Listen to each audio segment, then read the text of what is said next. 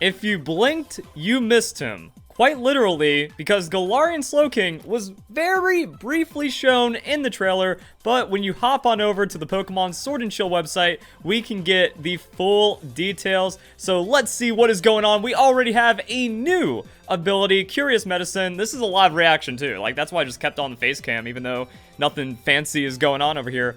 But we have the Hexpert Pokemon, Poison Psychic, other stats, whatever. Galarian Slowking's signature move, Eerie Spell. Why didn't they show off any of this in the trailer? Come on, we got like new things going on. So Eerie Spell is a psychic type special move which the Pokemon attacks with tremendous psychic power. If hit, the opponent doesn't only take damage, they also lose 3 PP from the last move that it used. If this Pokemon is a tank, that is pretty disgusting. Damaging Spite. I think Spite actually does like 5 PP, so it's like a balance in between. But that is pretty interesting. Like, God, if Pressure was an extra ability, that would be pretty nasty as well. Curious Medicine, Galarian Slowking's ability. Curious Medicine is a new ability introduced with the expansion. Huh. Couldn't tell. When a Pokemon with this ability enters the battlefield, ally's stat changes a reset. So, I'm guessing it has like speed interaction priority, kind of like what you see with terrains and stuff. You know, the fast Pokemon sets its terrain, then the slower Pokemon activates ability. Because when I'm looking at this, I'm like, wait, Arcanine's Intimidate, but then Slowking's Curious Medicine getting rid of that Intimidate, even though they all hit the field at the same time. So that's interesting. However, I feel like you just need to nerf Intimidate, Game Freak, instead of just introducing one Pokemon that may or may not be used depending on how everything comes together. The typing, I was about to say we already know the ability, so it's like, how do the stats work? Do the stats make this Pokemon viable enough to last in doubles and then also have like some kind of other effect? Also, it's when the Pokemon enters the battlefield. So the reason, like, I love Mr. Rime. I tried to make Mr. Rime work so much in Pokemon. Actually, I don't love its design. Let's make that clear. I think it's horrible. But I love the idea of Screen Cleaner. And I like its stats, and I felt like there was something there with Mr. Rime. But by the time you have to, like, switch in the Pokemon for the screens to be reset, it's too late. So why not, like, make it to where all of your allies just can't have their stats lowered, you know, like a clear body for every, like, for your ally.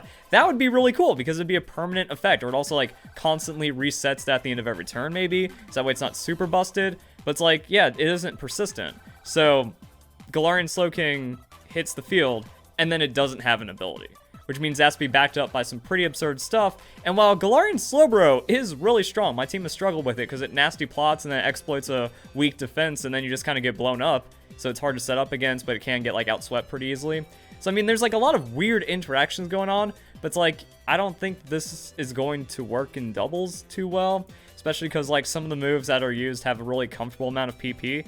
So it's not like, and if it did 4, that still wouldn't really change too much because you have like PP max and stuff. So I guess they only get to use their 5 PP move twice if you're spamming this move instead of something supportive or defensive. I don't know, but at least the rest of the abilities exist. So I mean, Regenerator with a damaging Spite, that's singles. This in doubles, I think, means nothing. What are Slowking's stats and how did they change Galarian Slowbro's stats? You know, we can maybe look at that and see if we get something else going on here. Lamau, Bulbapedia hasn't updated yet. So yeah, Poison Psychic, that's aight. But we're looking at this. It's like Curious Medicine. Doesn't really apply here unless Regenerator kind of gets cycled into, well, this could just be a base ability and then Regenerator could still be the hidden ability. That makes a lot of sense. I mean, like, Regenerator with that seems the way to go. I like the idea of Oblivious because you can't be taunted, so it makes your setup better. But if you're like switching out with Regenerator, you might not need it as like a heavy setup Pokemon, and its signature move is offensive. So that's kind of like an on-demand kind of thing. So Slowking was more special defense, where Slowbro was defense. You know, we have 110, 80, and then we have 80, 110. 95 on the hit points, still 30 on the speed. We didn't really see too much Slowking. Like, I think I vaguely remember getting play in, like, Gen 5.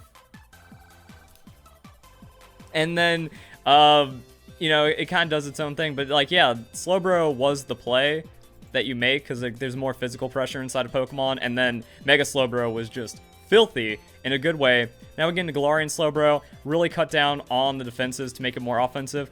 if that happens to Slowking, it's just not going to be usable. Because again, like, why have a PP stally kind of thing when you need to be around to actually make that PP go away? But it would be interesting if you could use that in just an effective enough way. Like, I'm trying to think, but Shell Bell doesn't really sound viable, because Shell Bell, you have to do at least half their health with an uninvested tank Pokemon to get 1/16 of your health back. That doesn't sound right. And then like trying to stack that with Regenerator, something that's going to be it. And then yeah, you just kind of have to hope maybe you take out some of their high priority moves. But if it has pressure as an extra ability, that would actually be really cool if you could do something like that. But then like Spite Shenanigans still exist. It's got, you know, good enough typing. So we got weakness to ground, ghost, dark. Like, the ground is kind of tricky. Ghost Dark, that's fairly common-ish. You know, Hydreigon's going to be problematic. Even though Dragapult's bad, it's still a fast Ghost-type Pokemon, so nothing wants to eat a super effective hit. You know, it Dynamaxes, hits you with a Max Phantasm. That's lights out. And then any other Ghost-type Pokemon's going to be pretty bad. And I don't think the PP Destruction's going to do anything about that. So, resistances, decent enough resistances. Might work with the tankiness. We don't know, like, how tank Galarian Slowbro works, because it kind of doesn't exist as effectively. And then Slowking might get some stat play. Like, what's the best case scenario? You know, like, loses 20 attack, gets 20 defense. You know, there's not a lot of stats to actually play around with, because Galarian isn't a straight buff. And I think that's what Game Freak need to do. They need to have like a better just straight buffing philosophy. Don't see any tweaks to hit points for the most part, so it's just going to be Slowking with Spite PP. I guess, yeah, I was about to say, it's like, I guess it does exist, so we know the moveset for the most part. Slack Off, Regenerator, new Psychic type move. Maybe you Calm Mind for tankiness. Maybe you Iron Defense for tankiness. Like, Iron Defense with Regenerator is pretty good. Poison means you can't get Toxicked. That's actually really good. So you can't get Toxicked, which means you don't need a rest or some kind of weirdness. I guess you max Special Defense, Calm Mind, Iron Defense, PP Stall, and then Slack Off and just hope you don't go against a Dark-type Pokemon, which you don't want to do anyways because of your typing. And you try to, like, just drain the opponent from there. So it could be an interesting intermittent support Pokemon. Then it can snowball into some kind of damage. Amnesia, though. It's like, that just might be the better play. Boom. Amnesia, Iron Defense, PP Stall, GG. Key Berry, because you need defense with max special defense or something. Maybe a Citrus Berry to guarantee your setup. Citrus Berry into a Regenerator is a good way of getting, you know, 60% of your health back. So maybe it can be used to eat like a super effective hit a hit, switch out, and then be fine for later on in the game. Yawn sounds kind of nasty. Maybe. So we got some potential here. I feel supportive though. Heal Pulse with stat reset. That's a possibility. That's about as far as it goes, I think. And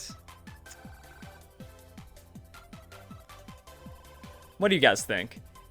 I think it's just going to be Galarian Slowking, and unless it like actually buffs it into tanking, or it's just going to be Slowking. Unless it gets like absurd, ludicrously disgusting defensive buffs and keeps the Regenerator, I don't really see it being like that impressive Pokemon. Galarian Slowking, or Slowbro, got a good enough amount of usage. Like, I think got fair usage. It didn't end up being like a super broken Pokemon, so it kind of justified itself inside the DLC. But I want Slowking to work because I think it's got some neat stuff. But I don't think it's gonna be able to pull off too much fun. And let's see, do we need our own video for Gigantamax Melmetal for how you obtain it? No. All right. Let's also clean this up with the Melmetal, even though we already have the abilities and details and stats from data mining on it. Melmetal, Iron Fist on the Gigantamax. Well, yeah, because it's just Melmetal. So Gigantamaxes can't Iron Defense the Meltdown. Steel type, slams opponents, Swirling Metal, prevents them from using the same move consecutively. It's mythical, so you're not going to see it anyways. We didn't get it in like a hype raid battle, so it's going to be Pokemon Home Transfer shenanigans. I wanted more exciting things, but I guess all the excitement's just going to come in with the Pokemon that are going to be in the Crown Tundra. How's Dragonite, Garchomp? I already did videos on how I see the meta warping, and then hopefully got some fun stuff from there. If the Dynamax Adventures are super hyped too, then, you know, just do 100 hours of Dynamax Adventures, get another couple hundred hours out of the new meta changes. Because I played a lot of the Isle of Armor, and Series 6 has been kind of interesting, but now we're just kind of seeing where we go from here. So, hope you guys enjoy the video. Comment down below, leave a like, tell me your thoughts on what's going on here. I hope you guys enjoy the video. Hope you all have a nice day. Thank you very much for watching.